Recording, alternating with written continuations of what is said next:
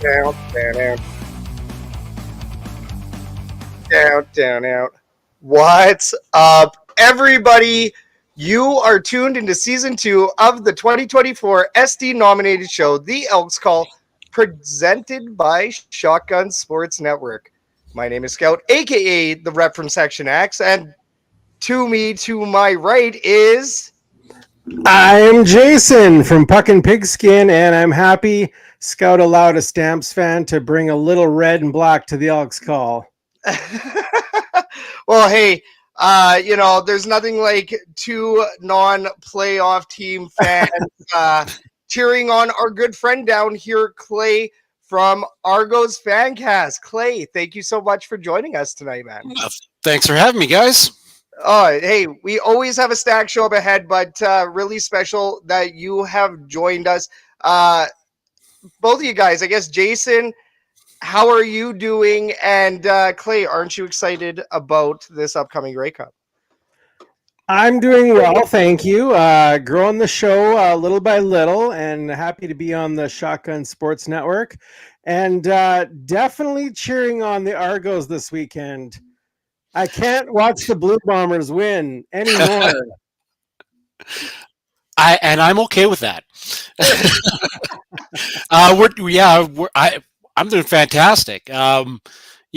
Despite some of the downfalls that happened in the final, still looking forward to seeing the Argos in the Grey Cup, and they've never been to a Grey Cup in my lifetime and lost. So, yeah, that did. You know what? And I did see that stat. They've especially beat the Winnipeg Blue Bombers in all of the meetings, right? Yep. Yeah, so that's a huge stat. They got a streak to uphold. There's lots of pressure. I did see that they are underdogs. The Toronto Argonauts are underdogs going into this game against the Winnipeg Blue Bombers. So, we got a lot to talk about today. Everybody's probably wondering where Kathy may be. Kathy is getting a night away from the show, which is fantastic. You can also tell that there's already a lack of production value. I forgot to hide everybody on the screen, which is hilarious. So, Kathy, I already miss you, and the show misses you. Now, getting into our show here.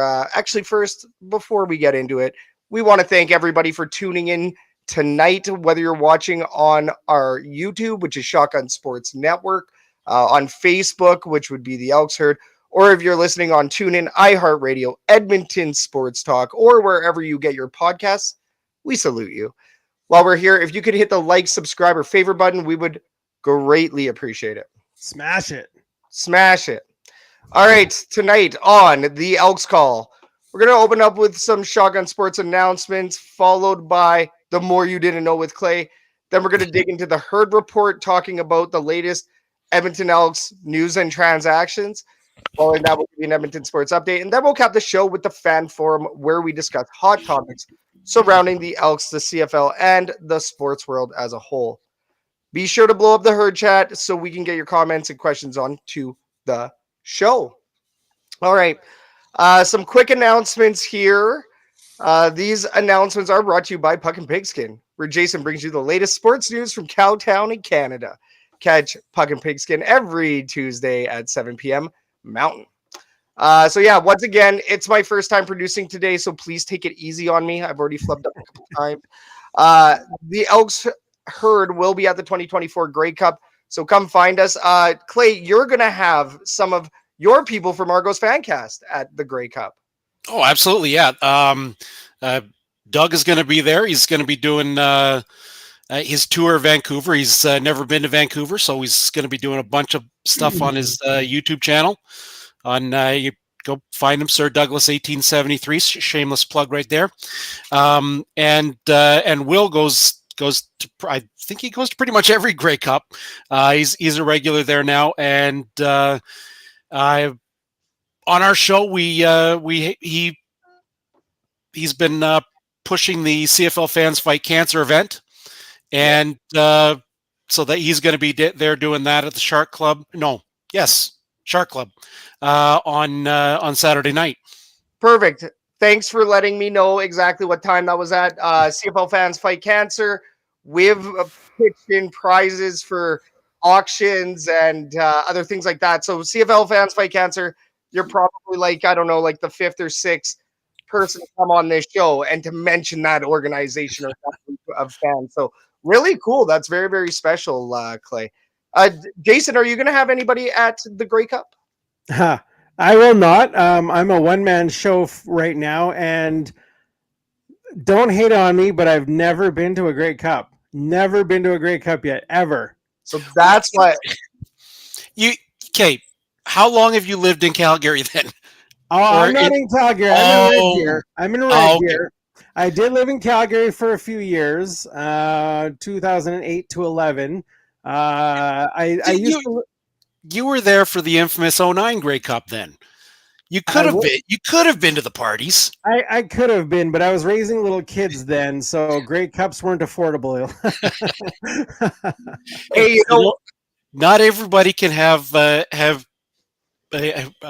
wife as good as me. We had just had our second one, and I got to go out for that Grey Cup. Literally, like a month old. He was a month old, and she allowed me to go out to the Grey Cup. So wild. Not only that, my wife is an Elks fan or Eskimos fan, so she would never come with me unless the Elks or Eskimos are playing in it. So, hey, 2026, okay? It could be. Let's do it. Let's do it. It could be Stamps versus Elks. Rick here from Cats Talk Network. What up, Rick? That's okay. Jason can go in 2026, and 2026 is going to be a very big Grey Cup year for the Stamps. But yeah, the Elks will make the crossover. The Stamps will finish first in the West. This guy. Hey, we got a couple Grey Cups to go, including this one this weekend. So, yeah, getting right back to it here. It will be fun. Very, very excited. Make sure you flag us down. Ryan Messer here in the herd chat. What up, Ryan Messer? Don't worry, I've never been to a Grey Cup either. And you know what? Kathy has never been to a Grey Cup at all. And I've never been to a Grey Cup out of Edmonton. So we're very excited, very, very excited about this one. And I mean, we already have plans to go to 2026 now. So very, very exciting. And especially this one, I mean, I think what's funny is I've seen 4 different teams play in the Grey Cup now. And not one of them was like my favorite. It was not the Edmonton Elks playing in it, right? 2015. Oh, it seems so far away. Okay, season finale of the Elks Call will be next week, so we actually get to shut down the season for our show. We're going to be doing more of a monthly show going forward in the off season. So, how that will look is we're going to have a holiday special on December 18th, sorry. So there's going to be a 3-week break in between shows. Then we're going to switch to monthly programs. So everything that comes out on a monthly basis will be more of a special, especially with free agency, any other major news that may come out as well. Just will not be the traditional format of the Elks Call. And the holiday special, we're going to be giving away a couple of facsimile autograph pieces. I am looking at a signed Ricky Ray and Gizmo William piece or two. We'll see if we give away one of those. But for now, I think we do have some sweet prizes that we will be able to give away on the show. It's a holiday special for a reason. We will not be Wookiees. We will not be doing like a Star Wars holiday special. Don't worry. This will be a fun one, giving away a lot of goodies to CFL fans. Speaking of which, one less down, your package will be going out as soon as we are back from the Grey Cup, if you're listening. All right. Now let's get into the more you didn't know with Clay. So Clay, once again, really thrilled to have you on the show. We're definitely appreciative of your time tonight. For those in the herd chat or watching live, and YouTube, on Facebook, get your questions and comments in now so we can get them onto the show. Clay, we like to ask all of our guests kind of the same question. In your case, what made you an Argonauts fan? Well, I grew up a Saskatchewan Roughriders fan. I don't know if you can see this picture behind me. When we used to go back to Saskatchewan every year to visit my grandmother, we would get a picture on the field with the kids. But I've been a part of the Argos social media landscape since 2013. Nice. I did. They had a group called the Argos Admirals, and I did that with one of my sons. We did all kinds of player interviews, and then when he grew out of that, I moved over to start doing the podcast. And my wife likes to tell me at that point I was turning teal, so I was going a little bit green to blue, and I can tell you the exact moment that the switch flipped from Riders to Argos was the 2017 East Final, when the Argos won, and I'm standing there looking around and just feeling the absolutely amazing energy in BMO Field and being happy. And ever since then, it was Argos first, Riders second. Crazy. My father has almost kicked me out of his house several times for cheering for the Argos over the Riders, but that was the exact point right at the end of the game, 2017 East Final. That was the moment that it actually flipped. That's crazy. That's crazy. And I couldn't imagine picking another team. But what's funny about that is in kind of a similar way, I ended up for CFL, it all of a sudden just became a thing. It was in my face. My former boss was on the board of directors for the Eskimos. So I said right away, I'm a Toronto Maple Leafs fan, but I kind of cheer for that team in Toronto, right? But I didn't know much about the CFL, and when it was thrown in my face, I'm like, okay, I'm gonna cheer for Toronto Argonauts. That just makes sense. I'm gonna be an Argonauts fan. So I kind of came in to the CFL saying I was gonna be an Argonauts fan, and then I went to an Edmonton Eskimos game, and I'm like, no, there's no way. It has to be this green and gold color here. The team sucked. It was 2013 Eskimos. I think they had 4 wins that season or something like that. Horrible team. The rumor around town was that you were going to watch a loss. And it was against the Riders. And because of that crowd and because of people yelling back and forth and everything else, whoa, okay. I think we're going to come to these games more often. So that's very, very cool.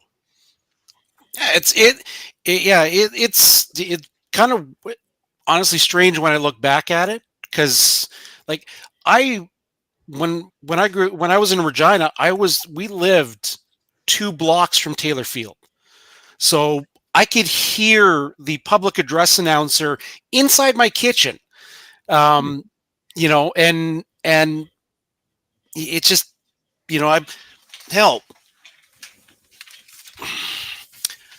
I've got my share in the Rough Riders. I'm an actual owner at this point. Wow. But the other weird thing, and I'm going to grab another thing here.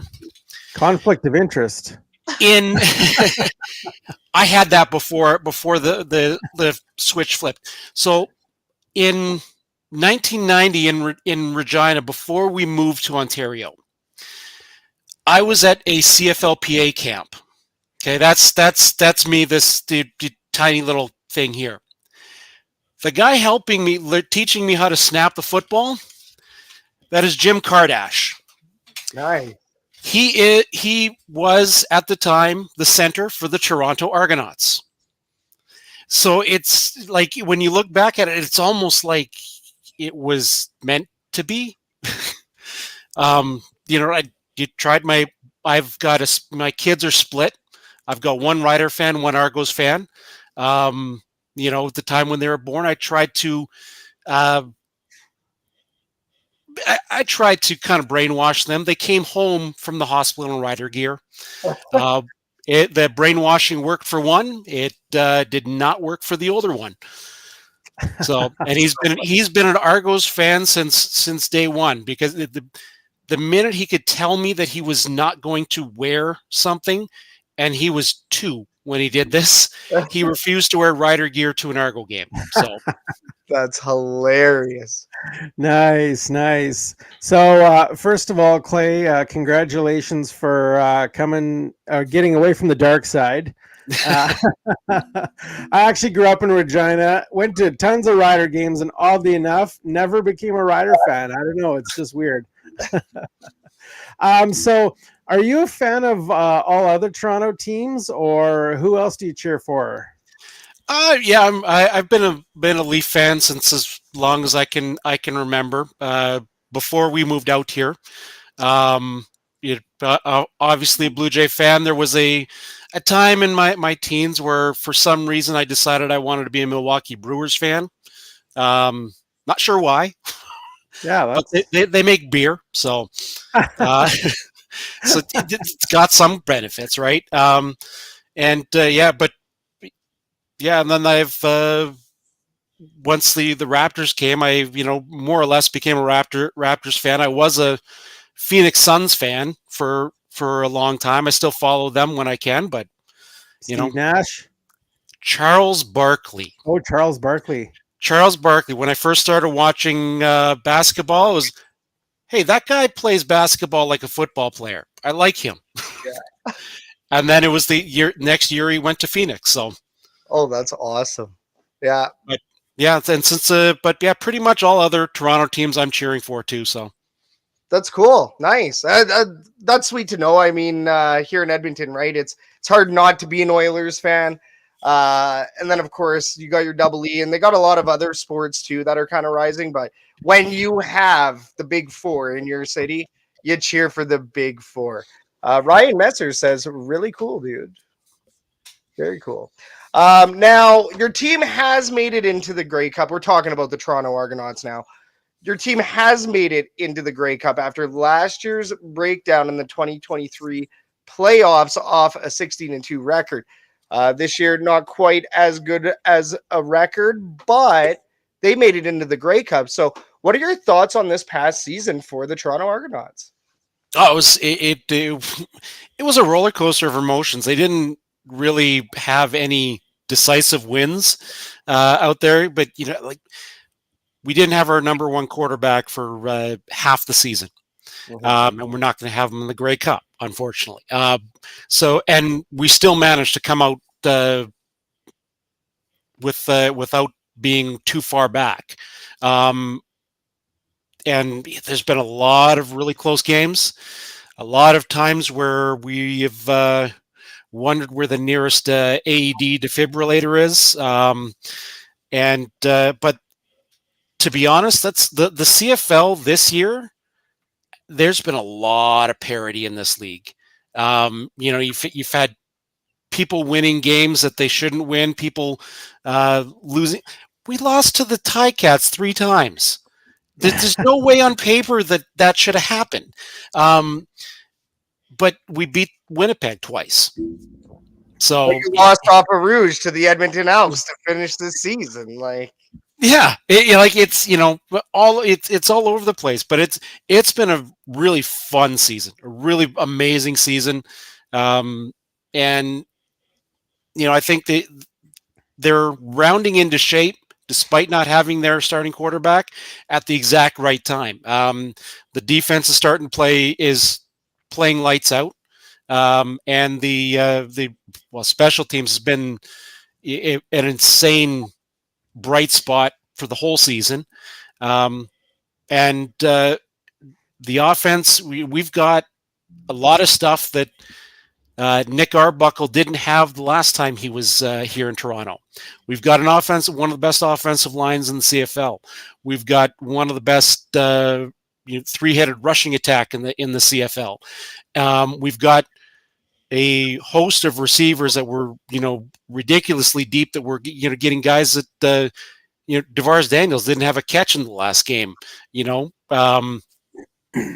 we're got depth everywhere. So all we got to hope that Nick Arbuckle does, and what Ryan did, what he said, is just play quarterback. Don't make mistakes. Eat the ball when you have to. but he's got everything around him to succeed in this game, and I don't see why they can't top Winnipeg. But yeah, it's been a great year all said and done, and then away from the actual football, it's been fantastic with all the tailgates we've been having. You guys will probably, you've probably already met Ginger. He's become pretty synonymous with Argos football now. Yeah, he was our guest judge. He ended up flying out to do the chili cook-off judge. Yeah. So yeah. No, he was roaming around our tailgate 2 games in a row, which is hilarious because he came out to the last one as well. And then now I'm gonna see him at the Grey Cup. So I'm gonna see him 3 games in a row, believe it or not. He says, yeah, he's everywhere. And like you said, right? He is kind of synonymous with Argonauts football, but like the Argos Fancast, I mean, you guys too do an amazing job over there, and we're going to talk about that in a bit. But Jason, why don't we get back to this last game and Clay? Yeah. So you mentioned losing your starting quarterback in the East Final. Chad Kelly, gruesome injury, broken ankle or tibia or fibia or something. I haven't heard yet. Actually, he broke 2 bones in that leg. So it was the tibia and fibia. So the 2 hardest ones to break, and freak accident. Half a second later, and he gets up from that, no problem. But it was You kind of already answered this question, but do you think this hurts your chances at winning on Sunday, or do you think it would be a lock if Chad was in the game, or is Arbuckle capable of pulling this out? Well, if Chad was in the game, I don't think we open at 10.5-point underdogs. I don't. Chad was starting to finally fire on all cylinders, but I don't think it hurts us a ton. I mean, we're about the only thing that we're not going to have is that massive, explosive, over the top, random deep ball that Chad Kelly seems to be amazing at throwing. Because Arbuckle is not as great a deep ball thrower. He's more in the same lines as you'd put him in the category of a Ricky Ray type quarterback, without the deep ball, obviously, because Ricky Ray could do that too. But like a Trevor Harris, more of a game manager. He's going to take what you give him, and really, he's just got to keep to that. But I think our defense is going to more than make up for that. Our special teams is going to make up for that. But I got to give Winnipeg their due. They've had a great defense all year as well. And the 2 games that we played them once without Chad Kelly and we won. And then we played them once with Chad Kelly and we won that one as well. But they were very tight, low-scoring defensive battles. Can we beat them? 100% we can beat them. Would it have been easier with Chad Kelly? 600% would have been easier with Chad Kelly. But that being said, we look at it like 2 points and 3 points, difference between wins there. Like it's close, but we can do it. So then what's the score prediction? What are you predicting for a score? On our show that we recorded last night, I predicted the Argos are going to win by 8. So I'm going to go, and I think it's going to be a little bit more high scoring than the last time that we played them in September, I believe it was. Not week 19, whatever that was. I think we're going to be looking at we'll say 27-19. How that works out, I don't know, but that's the score I'm going to go with because I said Argos by 8. Bold. I feel like this is going to be a reel for next week when we do up the little promo for this. Hilarious. I mean, and you know what? either you're going to be right or you're going to be wrong. I mean, at this point, I would say it's a 50-50 split. I don't care about betting odds. I don't think that stuff. I think betting odds do a little bit worse for our society at times than better. But looking at betting odds is just like looking at your fantasy predictions, the predicted score, and saying, "Oh yeah, I'm going to destroy this guy. Oh yeah, I'm going to win this week." When really, I mean, anything can happen at any time. Your player that you have projected for 5 points can go for 30. This is sports, right? We've seen the Calgary Stampeders lose last second to the Toronto Argonauts. We've seen the Winnipeg Blue Bombers lose in a dramatic fashion against the Montreal Alouettes. So we've seen some crazy stuff, right? Kenny Lawler rocks MBHA here in the herd chat. What up, MBHA? We also have here from Ticats Talk Network, Rick, LOL, and Bo finishes in yards and touchdowns. LOL, very odd. Yeah. Third LOL. And I mean, that's also in reference to the parody we were talking about earlier. And then Ryan Messer earlier on the Charles Barkley comments. Barkley does a lot for the community around Birmingham, Alabama. Just wanted to get those herd chat comments real quick before our next question.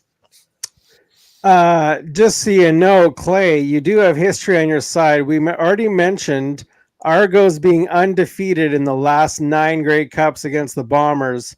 They're also undefeated in their last 7 Grey Cup appearances. Last time they lost a Grey Cup, 1987. So you got some history on your side. Yeah, the only outlier in there in that history against the Winnipeg Blue Bombers in the Grey Cup was in 2022 when we beat them. That was the first Grey Cup that the Argos have allowed them to score more than 9 points. Oh, wow. So I'm going to say that's an outlier. And we're going to go back to what we normally do and keep them on. My prediction aside. So, Clay, who surprised you this year in the East? You like as far as team or player? Yeah. As far as a team, honestly, as much as I have disliked Bo Levi Mitchell his entire career, he is extremely talented, and I was shocked that they couldn't put it together unless they were facing the Toronto Argonauts. They should have been a lot more competitive. I did not expect them to be where they were at the end of the season. I honestly expected it to be back and forth between Toronto and Hamilton, and I think a lot of my friends in the Argo community did. Montreal was a little bit surprising as to how they kept that high rolling after the Grey Cup win last year. But yeah, it's a lot of parity in this league this year. So at a certain point, you kind of go, well, I'm going to throw everything out the window, and I've got no expectations anymore. But yeah, Hamilton's the way they played and the way Montreal played, those two surprised me. I thought they would be more switched a little bit. But I thought we were going to be, looking Toronto, Hamilton, Montreal. That was my preseason predictions how the East was going to go. Crazy. And I mean, we've had Chris Timofeychuk on the show. He had, I think, Ottawa up there as like one of his bold predictions, right? So it's once again, it's that parity, and it is cool. I did think Montreal was going to maintain that dominance, but to see them go like start the season 9-0 or something, it was just they had one of the craziest seasons, and you really did think that they were going to make it all the way to the Grey Cup. But once again, this is a league and a season of predicting the really trying to predict the unpredictable, and you can't. So to see Toronto and Winnipeg here now, I think the odds were good on it, but I don't think that I had Toronto even going to the Grey Cup. So, Yeah, you know what? I mean, I know I wasn't asked to answer this question, but hey, I can see like Toronto Argonauts Yeah. making it to this point all the way, right? Yeah, I had Montreal and Winnipeg in the Grey Cup. Yeah, no, exactly. But getting back to the double blue, Jake Seresna, Yes. former Edmonton Elk, former Edmonton Eskimo, somebody who's been with the Green and Gold organization here for a while. He was a force, but unfortunately, he was traded to Toronto, where he has been playing well. So, what's your thoughts on Jake Seresna this year? I mean, this is really the first year you've consistently watched Jake Seresna. Oh, he was amazing. We thought that Sean Oakman was going to be a mainstay, on in the inside of our and between him and Brinkman, and then Ralph Hawley came on, and you pushed Sean Oakman out, who is still a fantastic player, and now you've got him in Edmonton. But yeah, Jake Seresna was just a beast. Like it was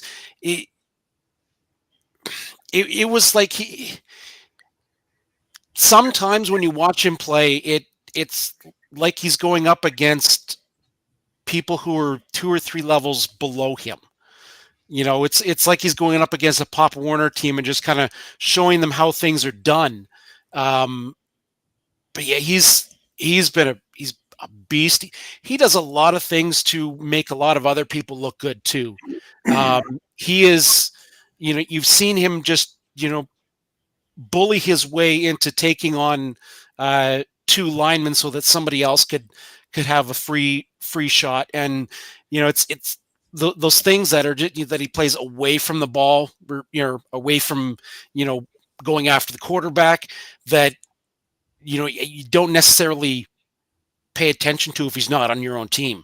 But man, that guy does a lot to make everybody on that defensive line look good.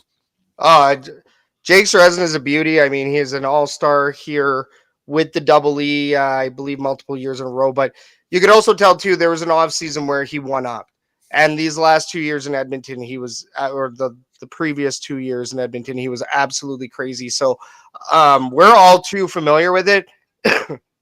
Pardon me. That trade with Curly Gittens Jr. Very disappointing, I think, in the sense that us fans knew what we had in Jake Seresna. And I mean, he's a great character guy as well. He goes to all the events. I mean, any event that goes to Commonwealth Stadium, you'll more than likely see him there. So same deal, right? For you guys in Toronto now. I don't know if he's going to be staying over, or if he has a house in Edmonton. I don't know what the deal is, but he is a fantastic guy for the community as well. Oh yeah. Oh yeah, he's been out there on all the things that the Argos have done. They're when they do the stuff with Holland Bloor View Children's Hospital out here, they do a lot there. He's pretty much been on every social media video they've done where they've shown them in the communities. He's been in that group, so Awesome. he's exactly what you want in a CFL player. Yep. No, exactly. I'm going to go a tiny bit off script here and ask you another question. CFL looking for a new commissioner, of course. I've seen Pinball Clemens' name thrown around a little bit. What are your thoughts on that happening? I don't think he's going to want to do it. No? No. It would be one thing that he'd be honored to do. But I'm not sure that's his bag. He loves the Toronto Argonauts. He loves this town. And yeah, he wouldn't be going, anywhere different. He'd be going probably about 20 minutes further into downtown Toronto to the CFL offices. But I think he loves this Argonauts team too much to walk away. And when he has not been part of this team, he's been part of this team as an ambassador anyway. He is our GM, and you cannot discount the fact that if that man came to you to recruit you for the Toronto Argonauts, after listening to him, you're going to want to sign a contract right then and there. Yeah. You know, you would take that Stamps jersey right off the wall, take your hat off, put on a blue hat, and you'd be right there. He could, he could sell ice to Eskimos. Or Elks. or yeah. He could he could sell sand to people in the desert, right? Like, it's whatever that man wants to tell you. But I just don't think that he's going to take that role. Yeah, that makes sense. I would probably say that if they were smart, they would put him on a hiring committee for that role, because he can read people very well too. So that might be something that I would say that he would have a part in. But as far as being the commissioner, no, I don't think he's gonna do it. Yeah, that's fair. Now, we know you're a big fan of the CFL in general. How many stadiums have you been to, and which one is your favorite? Well, let's see. I haven't been to technically the new Mosaic Stadium. I've been in the store, and the security wouldn't let the staff in there open up the doors to let us go in and see. Wow. I have never been to a game in Winnipeg, and Montreal's still on my list, but Ottawa, both the new and the old version of that stadium, the Hamilton, Old Iverwin, New, and Tim Hortons Field. I haven't been to the renovated BC Place, but I've been out there before. I've been to Commonwealth. I've been to Calgary, and obviously I've seen a lot of games at Old Taylor Field as well. So, honestly, right now, and I guess it's recency bias. I love BMO Field. I absolutely love. It's a smaller atmosphere, and the canopies that they put over they shield us, but they amplify that sound, and the energy in that stadium when that stadium gets rocking is just unbelievable. And it's one thing when we've got 14,000 fans going there, and Mike Hogan and Ben Grant, who are doing the radio call, can't hear each other, and we get 14,000 fans cheering. When you put 20,000, 25,000 in there going nuts, like it is going to start really picking up on the TV broadcast, and the whole pregame atmosphere that we've got going. I'm a little bit biased to that because I haven't experienced a lot of the current pregame stuff everywhere else, but I love our tailgate. It's fantastic, and it's a great thing leading up to it. It's one of those things they tried to make it a team thing, and that didn't work. They lost tons and tons of money on it, and then they just let it happen organically, and it's now gotten to a point now where we've got Globe and Mail did an article on the tailgates, and interviewed our friend Ginger, and some people out in Calgary, and a few other places. But yeah, it's the whole lead up to that. It's just fantastic. Everybody's welcoming. Everybody wants to have fun and enjoy everything. And then you go into the game, and I'm in part of the stadium where we're absolutely going nuts. We're the ones waving the flags in the end zone all the time. We're leading the cheers.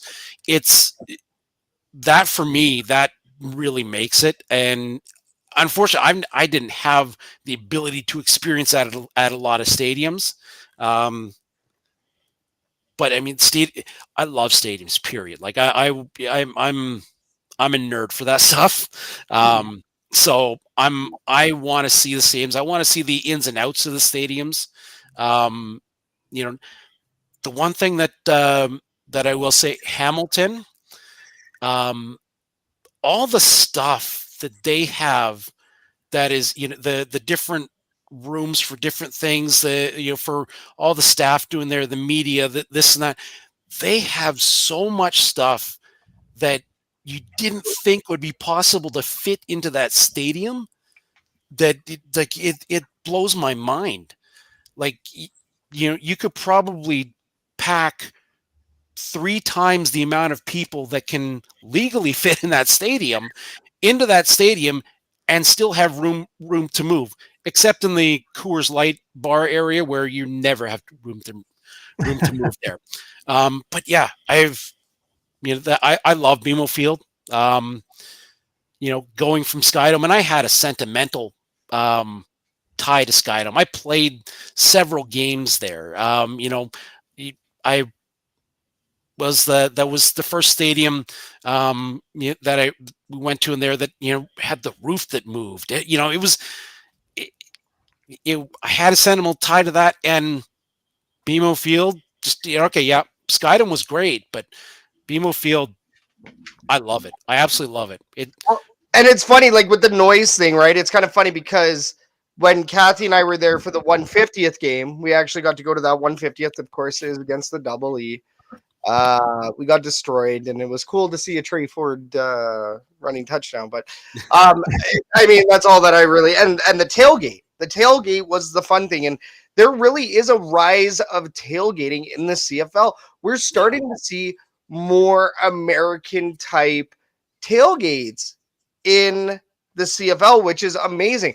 It really is a piece of the game that's been missing here in Canada for far too long. And, as you see the rise and fall of, even the teams, but then also the league itself against the NFL, which, I think we all know the history there. We used to pay our players more. Oh, the parody. But it's really cool to see what the Argonauts have done. Argos fans have done, like you said, at We Still Tailgate on X, there's all those people on there. And it's cool to see that there's like a bit of a tailgating community, not just with one team, but then of course with all the tailgaters in the league. And then to add even further to what you said there, stadiums, right? BMO Field, it has that tin box feel. The benches, it's all tinny when you're underneath. Like I was actually trying to talk to Pinball Cummins, trying to get a picture in and all that, and waiting in line, and all of a sudden all you can hear is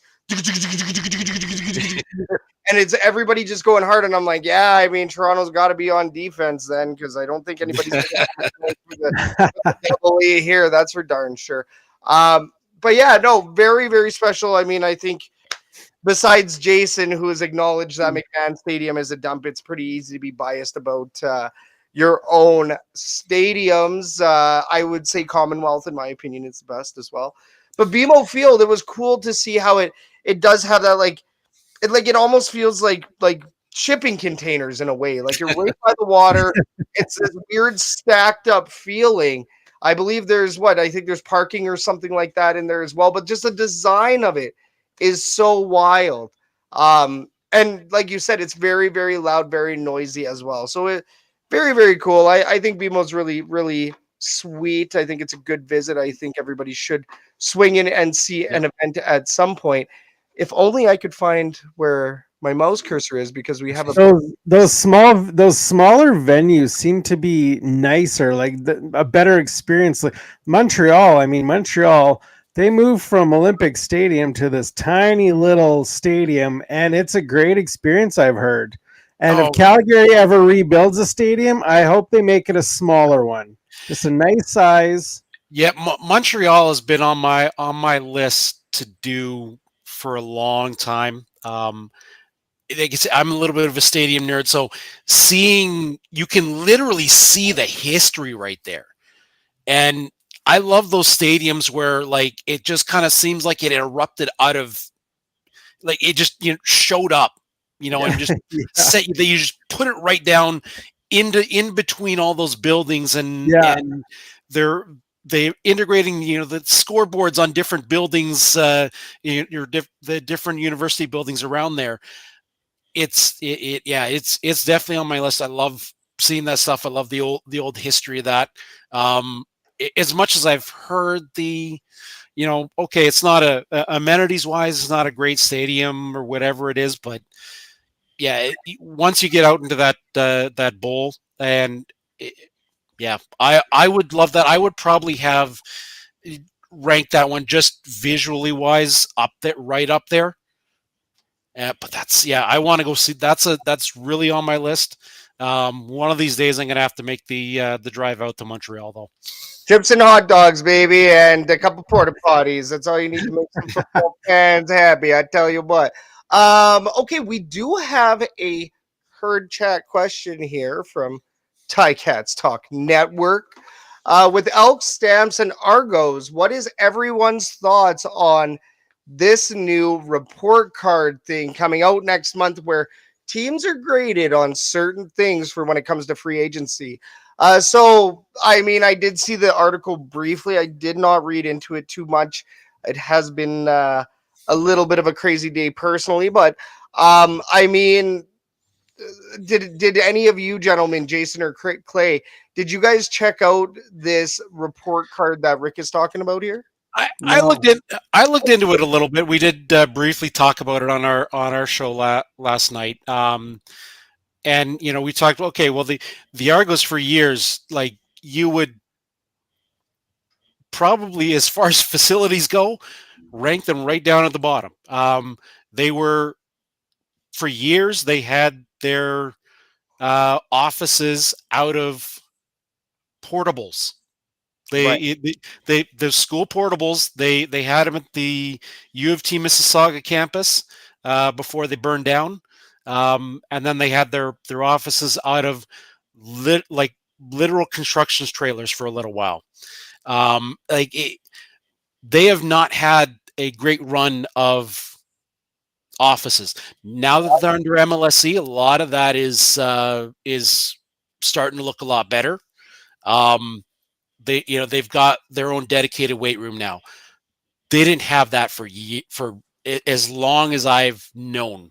So, and then you got the other things that we're not going to really know about is the things they're going to start grading on how they treat you for the getting up here for living wise and accommodations, and what they'll do for you, how the coaches make you feel, all that stuff, all that, and how they treat your families. That's things that people like us can only speculate on. And you're going to have people going either way on that one. But I think it's a neat thing, and we're going to get to see some comments too from the players, because they said it's going to be pretty close to the way the NFLPA did it. Yeah. And that included comments from the players. And so they've already actually done this, by the way. And I believe the number of respondents back was 459 respondents back. So it's going to be an interesting thing to come out. I think the Elks, with the facilities they've got up there, the only reason that another team may rank up there is because, for whatever reason, everybody wants to drink the Kool-Aid in Saskatchewan and say that everything is the best regardless.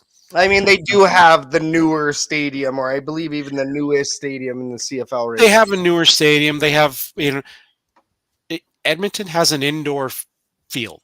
Yeah. And an outdoor field. They've got a massive weight room in there. Like, they've got everything you need. They've got all the offices there, all in one spot.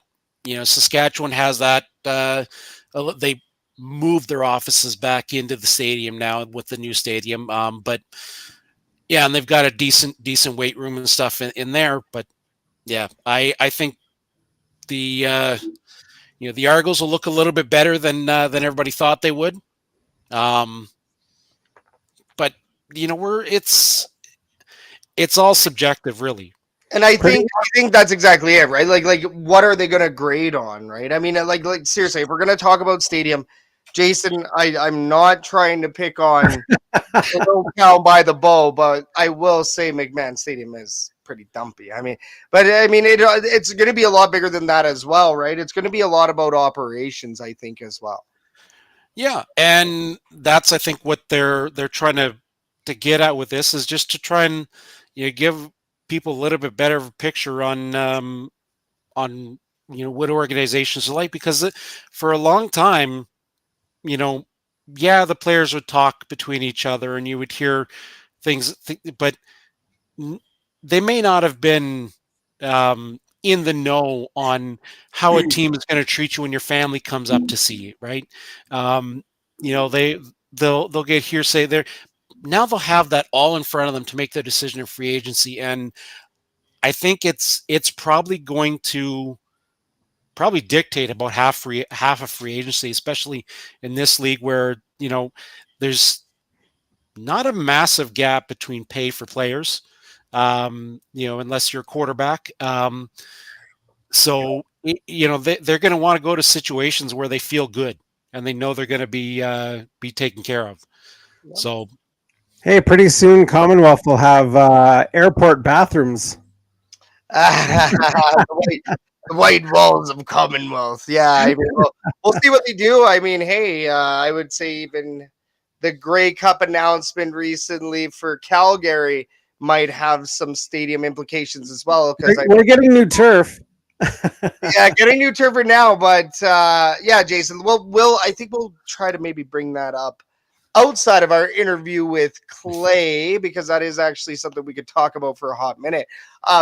But we won't keep you much longer here, Clay. We know you have a podcast, and it's called Argos Fancast. So what can you tell us about your show? Our show is really a show by fans for fans. That's why it's called the Fancast.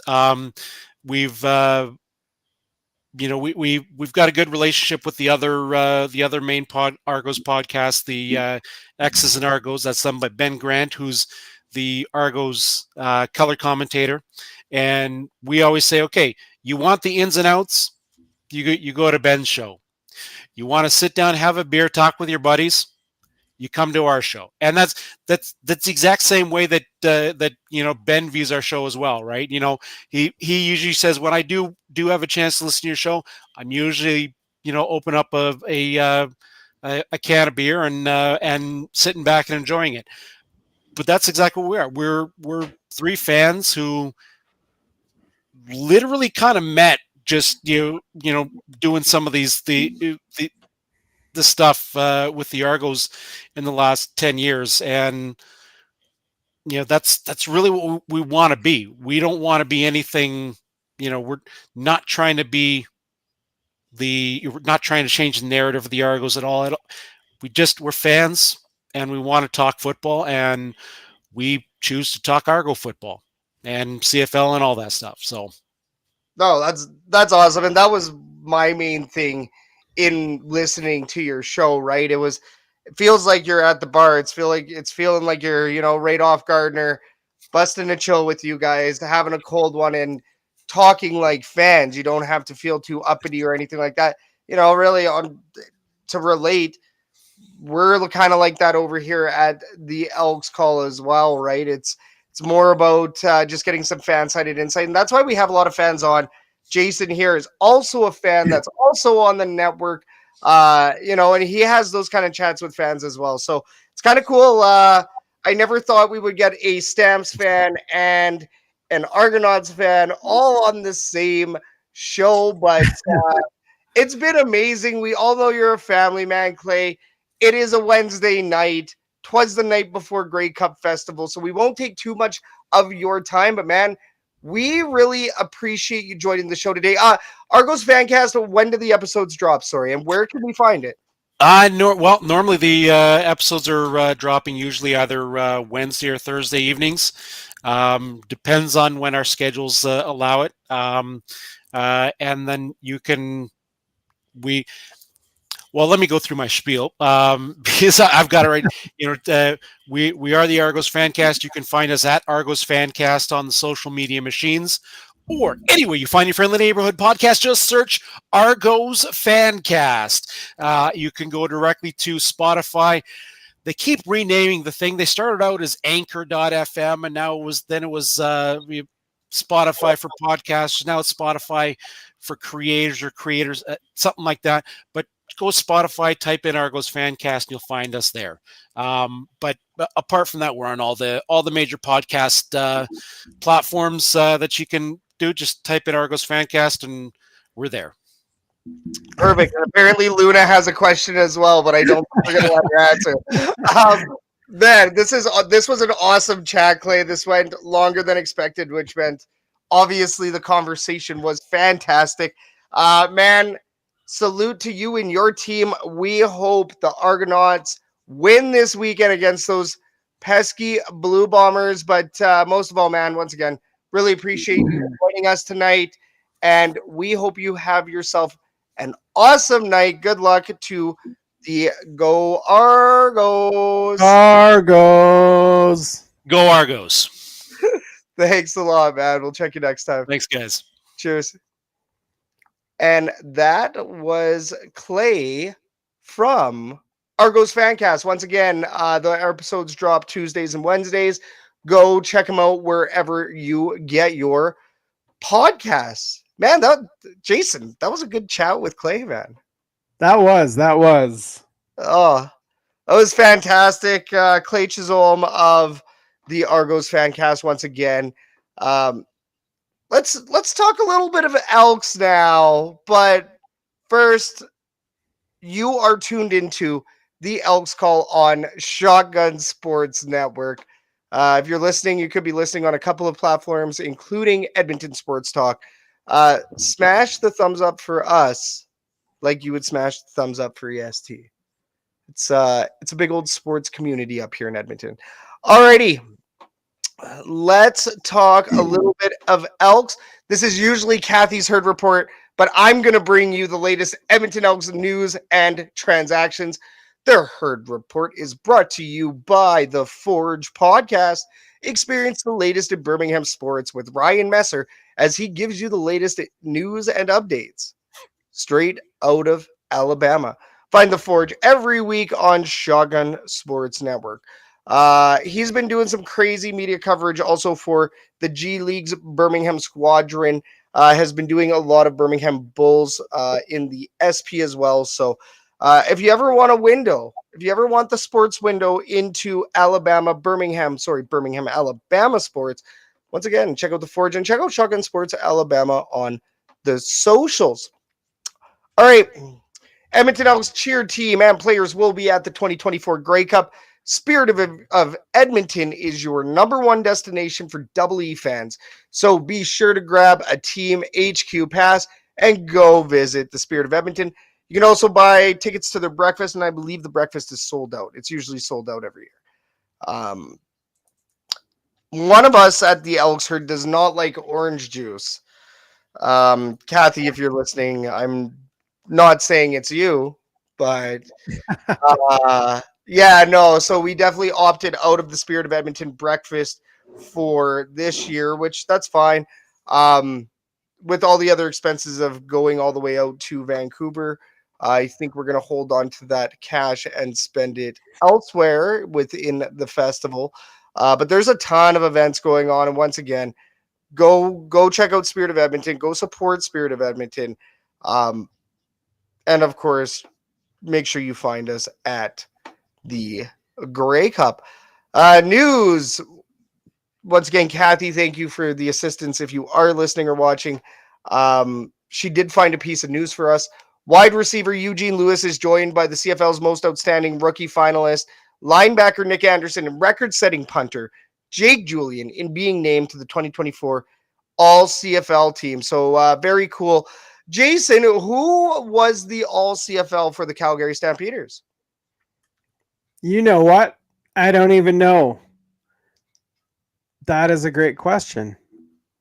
I honestly do not remember I believe it was Bagleton. Okay. Oh, and the name of the other guy is escaping me right now. I know Bagleton was one of them. And I am not within reach of my keyboard to search it. I feel totally unprepared for this question. Oh, hey, that's fine, man. Don't worry about it. I think Bagleton probably sounds correct. I mean, for all CFL, that's a pretty tough team to crack. So, yeah, I mean, with the Edmonton Elks being pretty darn close to the bottom of the basement, I didn't really expect us to see even 3. So it is really cool. Jake Julian, I mean, obviously, our last guest on the show, Jake Julian was pretty crazy. That was a great interview. I really liked that one.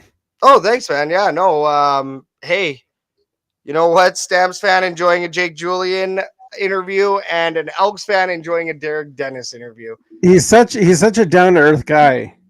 Yeah, and I think that's what's really cool in talking to CFL players as well, right? Getting them on these shows, getting them on these outlets. I think it's really cool to kind of break down the walls a little bit, especially it's a little bit different, I guess, when you're talking to alumni because they might have the time. They're not in the middle of doing the yearly athletic regime.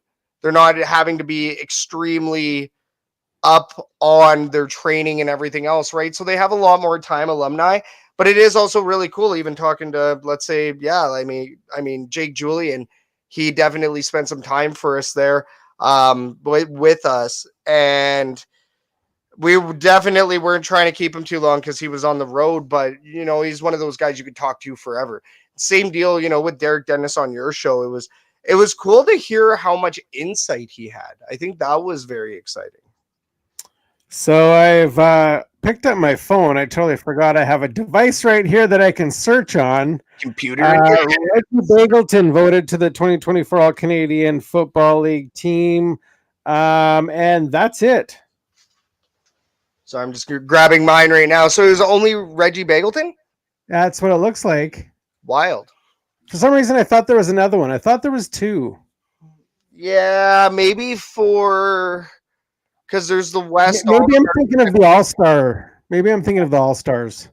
Yeah, all CFL is like your best of the best, I guess, right? Yeah.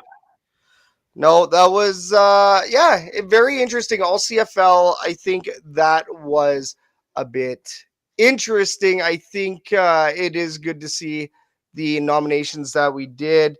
Luchez Purefoy, I saw that Luchez Purefoy was not happy with being left off the safety list there for the CFL all CFL team. Sorry. Luchez Purefoy was not happy. So it's kind of funny to see how much passion the players still have about those honors as well, right? Yeah. I mean, it is a bargaining chip on your next contract. Every little honor is, you know, potentially an extra $10,000 to $20,000 on your contract, let's say, especially when you make it up there. Oh, for sure. Okay. And do you really want to leave a guy off the list that comes to games dressed with a Pennywise mask? That's the question. Dude is on another level. He's on another level. We're not saying he's crazy, but if he is crazy, we're happy he's on our side. No, Lucas has been an outstanding player. Okay, so I do not have this anywhere else in the show. So I think now would be the best time to talk about it. We did talk a little bit about that Eastern final, but Jason, let's talk about the Western final. I think that's a good game because I think everybody kind of knows how the Eastern final went. We did talk to Clay for quite a while. Western final, did you watch the game between Winnipeg Blue Bombers and the Saskatchewan Roughriders? I watched bits and pieces of it as I was kind of doing things around the house. I think the Riders were very well coached. As Joe Pritchard also mentioned on the Rouge, White, and Blue podcast, with the exception of a bad play call on a 3rd and 4 gamble. On that play, I think you got to give the ball to Ouellette to smash right through the line. Or, you know, my personal choice would be a quick hitter. I mean, those quick hitters for 4 or 5 yards, those are money. Quarterbacks can do those all day long.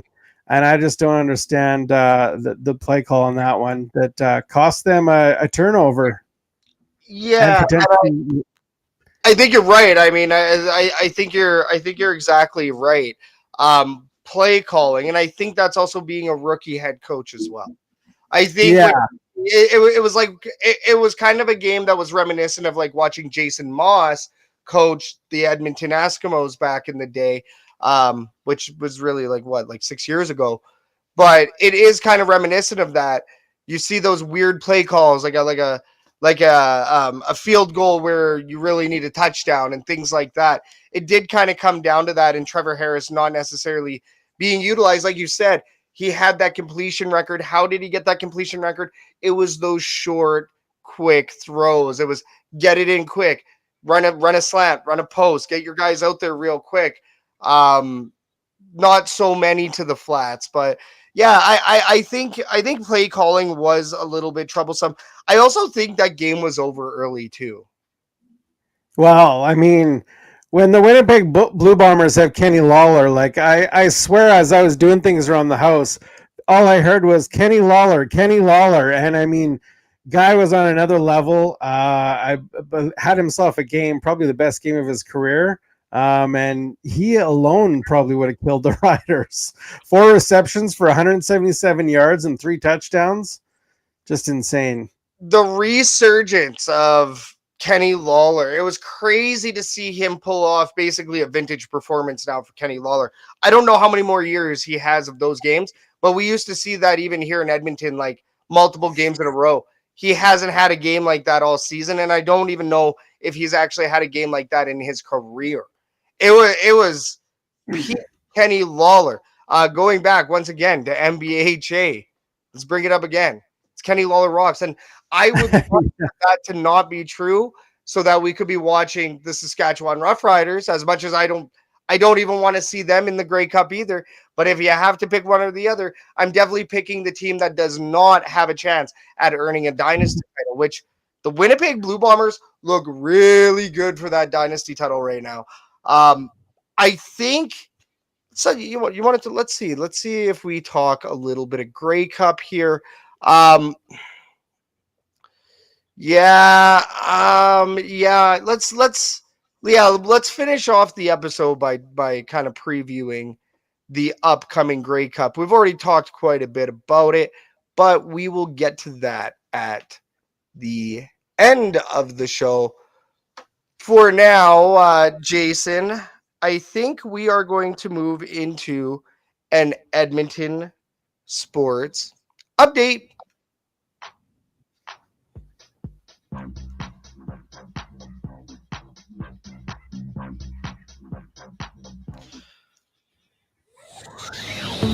Today's sports update is brought to you by Herties.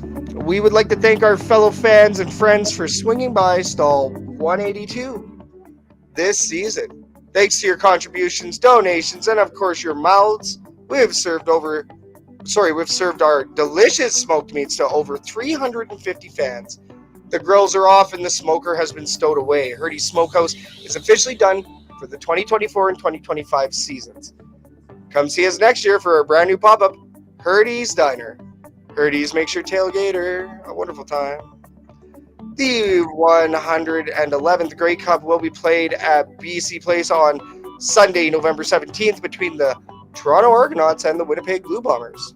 Kickoff is at 4 p.m. Mountain. The Edmonton Oilers are currently 8-7-1 through 16 games on the season. They host Nashville on Thursday to take on the Predators, and then they'll visit the Leafs on Saturday in Toronto. 7 p.m. puck drop on Thursday, 5 p.m. on Saturday. Your Edmonton Oil Kings are in Saskatchewan this weekend for 2 nights of action. They visit Saskatoon and the Blades on Friday, and then the Raiders in Prince Albert on Saturday. Puck drop for both games is at 6 p.m. Mountain.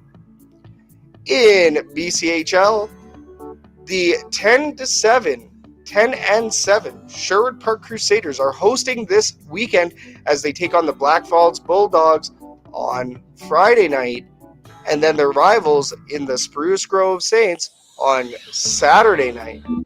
Puck drop for both games is at 7 p.m. Mountain. Sherwood Park Crusaders are always looking for game day volunteers. Contact Len Nunes or Derek Yeomans at the Sherwood Park Crusaders to join the crew or visit their website directly at spcrusaders.com.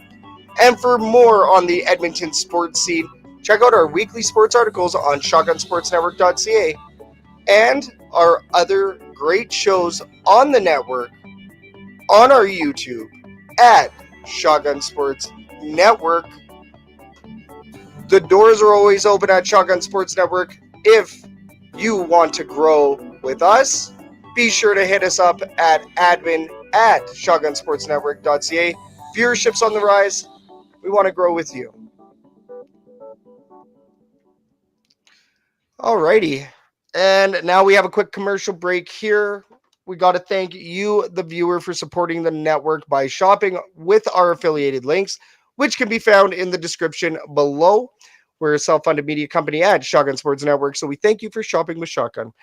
A big one I want to talk about right now, and I know you're a fan of throwback gear, Jason, Royal Retros, who happens to have CFLPA gear, and they're actually sponsoring the CFLPA festival event at the Grey Cup. The more you I did see that. I've actually been seeing Royal Retros and the CFLPA partnership all over Twitter and X, and I think I even saw them on Facebook. Guess what? You can also see it on Shotgun Sports Network too, because we've been working on Shotgun Sports. It's so cool. I mean, I'm so happy for Royal Retros. I do like to think that we've had a little bit of an impact in that. We are affiliated with them, so I think we're gonna go see them at the Grey Cup Festival tomorrow or the next day. But if you want to save 10% over at Royal Retros with Shotgun Sports, you're going to use code Shotgun Sports, all caps, no spaces. They're the throwback kings, like we said, CFLPA gear. It's all over the place right now. It's blowing up. And also, CFLPA supports the players. When things are getting a little bit shady, the CFLPA is there for the players. So support them by using our code to save 10% over at Royal Retros. It's code Shotgun Sports, all caps, no spaces. And then Fanatics, everybody knows Fanatics, and Fanatics always has some sort of deal going. So if you do shop Fanatics, shop with our link in the description. And then Lather, LATHR. I didn't want to disclose this on the episode tonight. I didn't really want to talk about it, but one of the biggest reasons why Kathy isn't here tonight on this episode is I haven't ordered lather in a while. So I haven't been selling the freshest. I have not had my sandalwood bourbon. I'm on my last chunk little square of barbershop. So go check out Lather, LATHR. It's lather without the E.com. You want to save 20%? It's code Shotgun Sports 20. If you don't believe us, you can head over to Lather Soap Buds on Facebook to see what all the hype is about. And they do all their limited leaks. The Christmas collection is going to come out 20% off Canadian handmade soaps. And I believe they're actually based out of Hamilton. So they could be Ticats fans, and we don't even know. Very, very cool. And of course, like I said, once again, there is always Shotgun Sports Network sponsorship opportunities. So do hit us up. Once again, that's admin@shotgunsportsnetwork.ca to see how we can go. So right. Kathy is actually going to get on a plane and travel with you when you haven't had any lather? No, we're driving. We're driving. Oh, you're driving? I'm hanging air fresheners under these. No, I'm just kidding. I always got some backup, but we're going to be driving the 13 hours down to Vancouver. Everybody acts like I'm crazy. Everybody's like, "What? You're driving that?" I'm like, yeah, man. Why not? The only crazy part's the Coca-Cola. Yeah, I think the Coke might be a little bit crazy tomorrow because of the elevation, and we are hovering between that 0 and 4. So it's going to be a bit of an interesting drive, looking at the temperature the whole time, figuring out, do we need to potentially pull the 4-wheel drive on? Kathy does have winter tires. We're legal, so No Stay issues safe with. out there. Well, it's all October to April in BC. You have to have the snowflake on the tire. Very, very strict about that out there. So, Jason here in the herd chat. Jason, the conservative guy. Let's go, Astros. I love it. Hey, shout out you, Jason. Shout out you in the herd chat. It's all double E. Okay, so fan forum. Let's open it up. Open it up. Opening up the fan forum today. In this segment, we're going to talk about the hot topics surrounding the Edmonton Elks, the CFL, and the sports world as a whole. So be sure to blow up the herd chat so we can get your comments on to the show. Today's fan forum is brought to you by the Rouge, White, and Blue podcast. Americans Talking Canadian Football, Oz and Joe can now be seen on Shotgun Sports Network, bringing their audibles to your screens. Everyone's favorite point, especially Edmonton's favorite point, white and blue. Okay. Yeah, and if you haven't seen that episode, last episode with Mr. Rouge himself, Jake Julian, that is why we say that. So everybody that just jumped on, thanks a lot for joining us tonight. You are tuned into our final segment here on the Elks Call, which is the fan forum. So part of this is getting the fan engagement from our viewers as well. Be sure to get in on this question. Give us your answers, fellow fans. All right. Question number one here is the CFL appears to have a quarterback carousel incoming in free agency, with multiple quarterbacks expecting to change teams as opportunities arise. How much do you think the quarterback landscape changes in February, Jason? Well, I'm not sure which ones exactly are free agents. I haven't looked at everybody's list, but I think there's definitely going to be some changes. Obviously, in Elks land, I mean, it's been talked about for the last few weeks now. Macbeth versus Trey Ford. They're going to keep both. They're going to keep one, and will the other one be traded? Or so I'm not sure if I think Trey Ford is still under contract one more year. Is he not? Yeah, Trey Ford. No, Trey Ford, his contract is done at the end of the season. Same deal with McLeod Bethel Thompson. So I think McLeod Bethel Thompson has a second-year option, but I do not believe it's going to be exercised by either the team or player, especially too when, not like there's just, it's too much uncertainty. You can't throw a dart at it and expect your dart to be correct in this scenario, even though it's a 50-50 chance. Yeah. And actually, it's really a 33% chance of each scenario. McLeod Bethel Thompson stays, Trey Ford stays, or new quarterback comes in. Really, it's you throw a dart and you might get it on a 33% chance, which is very low odds.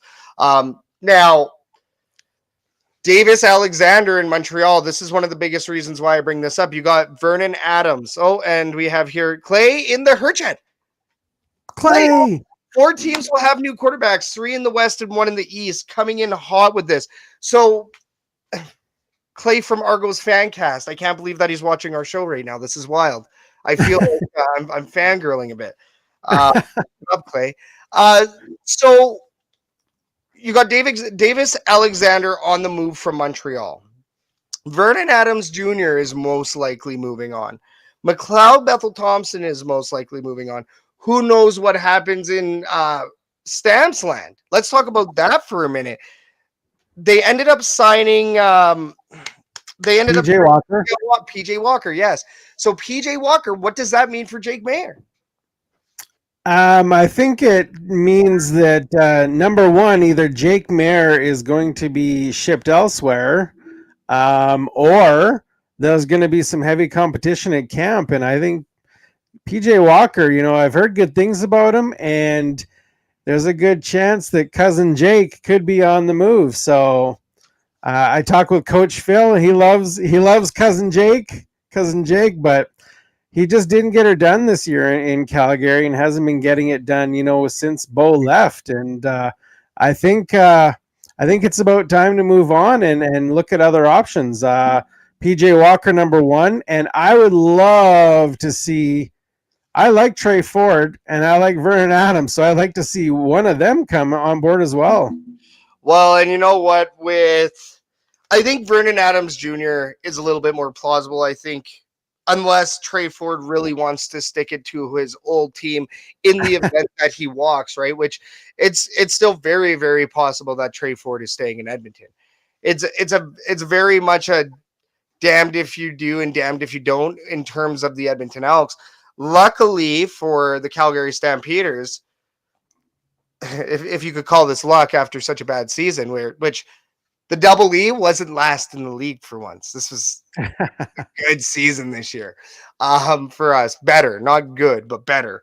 But in talking about the Stampeders, fans are a little bit sick of seeing Jake Maier.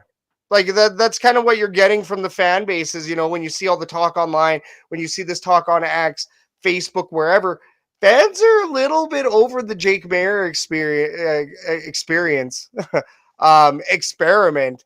And really, he didn't quite pick up, like you said, where Bo Levi left off.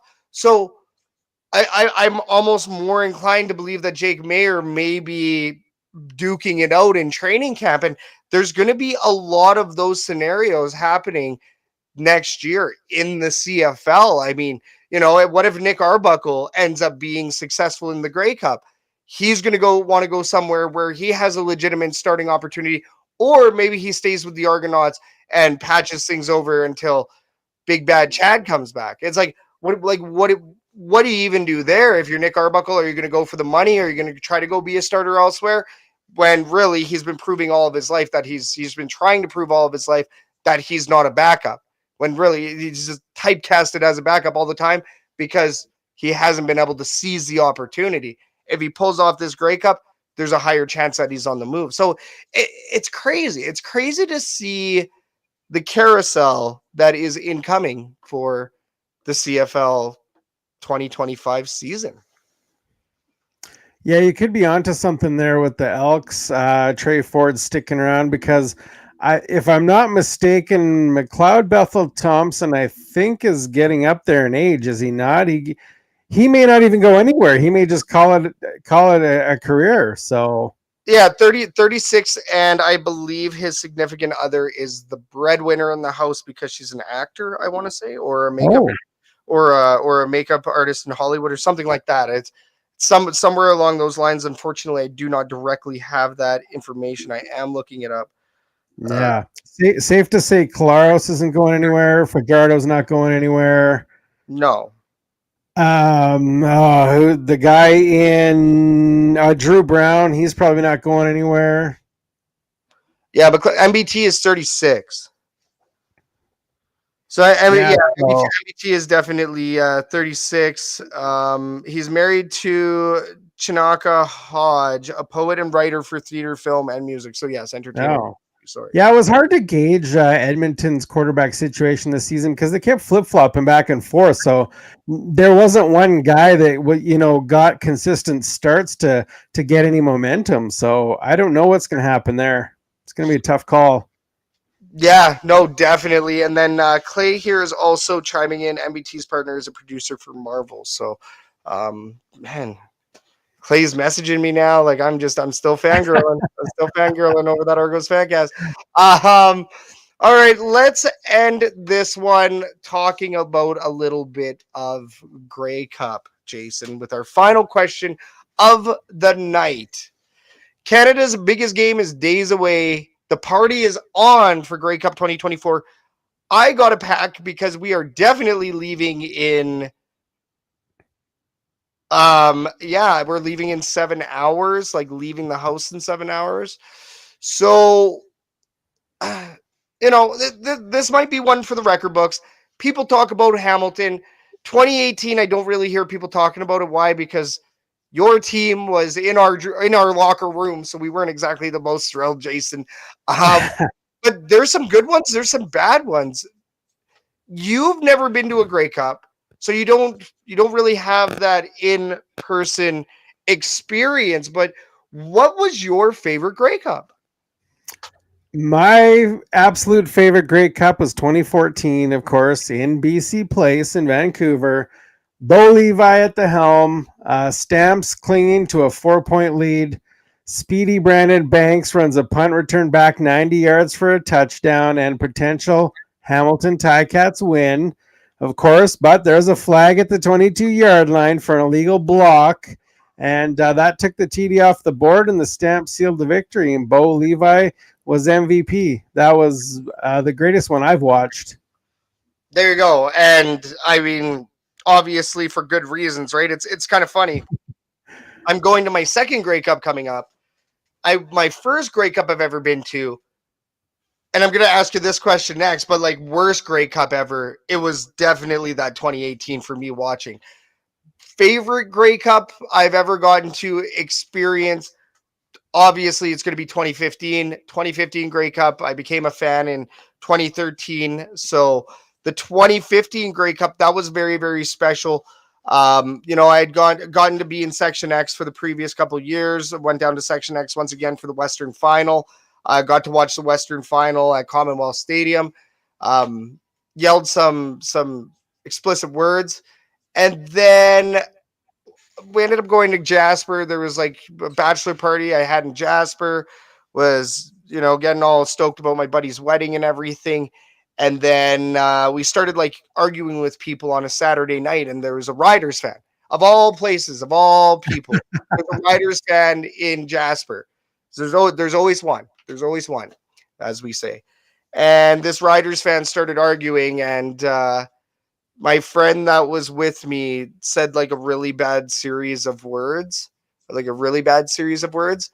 buddy like came over, and it was like in Looney Tunes where the guy's like, burr, burr, burr, burr, burr, burr, burr, burr. And he flat out came up and yelled and grabbed the door of the van and tried to rip it off the van. And we're like trying to close it, and my piece is still like beacon, eh? And the guy actually rips like off like the roller door. It's a roller door. It's a minivan. It's a cab, and he actually ripped the door off. This was the guy that was angry at my friend, which my friend was a Double E fan. We were all Double E fans for the weekend, even if you didn't really watch it unless you were really a diehard Saskatchewan fan or whatever. And it's kind of funny too. Like I remember the 2013 Grey Cup, watching that one on TV. It was on TV. It was on TSN there. And I remember watching it and being like, dang, man, I really wish the Double E could make it there. It'd be awesome to watch them in this kind of game. Zach Colaros in at quarterback for the Ticats. Completely flopped it. Ken Austin at coach. Saskatchewan ended up winning at home. Darian Durant. So I've watched quite a few Grey Cups. I've watched these ones these last couple of years. Zero joy in watching. You know what? No, it was wild watching Montreal beat the Argonauts last year, and then it was wild watching the Montreal Alouettes beat the Winnipeg Blue Bombers as well. I think that was good, but when you're watching to cheer against a team, I think it's a little bit different. That's for sure. I watched the Grey Cup with the Riders and the Alouettes cheering against the Riders, and of course, we all know what happened. The 13th man bit the Riders in the ass. I was happy. Well, like, exactly, right? Like, I mean, but that kind of stuff happens, and I think that also kind of takes the joy out of it too, because you're just kind of sitting there miserable. I think if I were watching this one this weekend coming up on TV, I think I would be more so cheering against the Winnipeg Blue Bombers instead, with going down and getting to experience the full festival. It's more so kind of like cheering for the Toronto Argonauts. Yeah, exactly. My worst Grey Cup is probably 2017. Stampeders leading the Argos. Of course, they blow it in the fourth quarter. And that was the biggest choke job there. And not happy at all of that outcome. Oh man, Facebook group, Double E Facebook group, Edmonton Elks Facebook group is so funny. There's a guy that immediately posted a picture of him going like, "Hey, Bo!" Like it was funny, right? And in that, once again, that was another Grey Cup where I was watching to cheer against the Stampeders. I'm like, do not want to see Bo win. Do not want to see this happen. And all of a sudden, the Declan crossplay. All of a sudden, craziness, right? There's a really weird Declan crossplay where he ended up fumbling. Toronto got the ball back somehow instantly, and they ended up running away with the game after that. It was just wild. Yeah. Yeah. Clay is saying 09 hurt the guy I dropped when I say the flag. Hurt the guy I dropped when I say the flag. Interesting. I feel like there's a typo in there. I'm sure Clay will correct. But you know what? It has been an hour and a half. We have been doing this show for a hot minute now. Hot minute. There we go. Oh, there we go. Hurt the guy I dropped when I saw the flag. Ah, gotcha. Okay. Oh, man. No, this was a fantastic episode. Let's go ahead and close this fan forum. That's all the time we have for today's show. First, we have many thanks. Many thanks. Zenny thanks. First, we got to say thanks to Clay Chisholm for joining the show. Must be related to this guy in the herd chat, but Clay, fantastic guest. Can't thank you enough for joining us today. It was great chats. Once again, we will be cheering for the Argonauts this weekend. Jason, got to say thanks to you for co-hosting today. You crushed it as Kathy. Well, I hope I certainly can't replace Kathy because Kathy's a great addition on your show, a great sidekick. But hey, anytime you need a co-host, I'll be more than happy to take over. And you know what? You did the one half of the Kathy duties very, very well. I completely flopped on the production side. Had a couple of miscues and stuff today, so kind of funny. But yeah, no. Also got to throw some appreciation to Kathy too, because this is why I always say I can't do this without you. But yeah, Jason, no, you were a fantastic co-host, man. I know both of our teams are not going to be playing this weekend, but I'll be sure to represent Alberta for the both of us out there in the Grey Cup, and Kathy as well. Just we're going to be wearing the right shade of colors for our gear. We got to thank the viewers tonight for jumping on and checking out the show. Whether you're watching on YouTube or Facebook would be the Elks Herd, or listening on TuneIn, iHeart, Edmonton Sports Talk, or wherever you get your favorite podcast. Once again, my name is Scout, aka the rep from Section X. And I'm Jason, aka Puck and Pigskin. I'm one half of the Elks Herd. That's Jason from Puck and Pigskin. This was the Elks Call. We're going to see everybody on the next episode to recap the 2024 Grey Cup championship and to talk about the impending doom of free agency. Thanks again, everybody. Cheers.